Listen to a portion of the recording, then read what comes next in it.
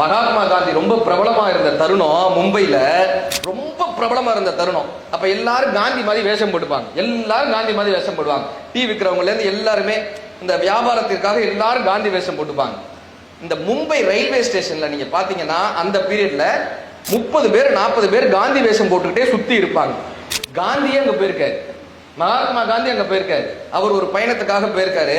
பார்த்தா அந்த railway station முழுக்க தன்னை போல் வேடமணிந்த மனிதர்களையா பாக்குறாரு. ட்ரெயின்ல ஏறிட்டாரு. ட்ரெயின்ல ஏறி பார்த்தா ட்ரெயின்ல 20 பேர் காந்தி மாதிரி வேஷம் போட்டு நிக்கிறாங்க. அப்புறம் மதியம் இருக்காங்க எல்லாரும். இப்ப இந்த டிடிஆர் வராரு. நேரா அந்த வேஷம் போட்டவங்க எல்லாம் விட்டுட்டு நேரா மகாத்மா காந்திட்ட வந்து, பாபுஜி எப்படி இருக்கீங்க, உடம்புலாம் பரவாயில்லையா, இப்ப என்ன பயணம், என்ன என்ன மீட்டிங், என்ன பயணம் எல்லாம் கேட்கிறாரு.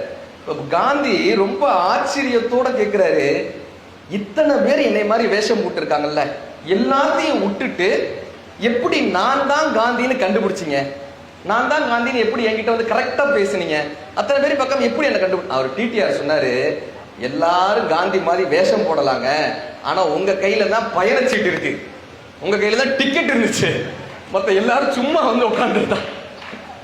மகாத்மா காந்தி போல் வேஷம் போடுவது எளிது, அந்த சத்தியத்தையும் உண்மையையும் பின்பற்றுவது கடினம்.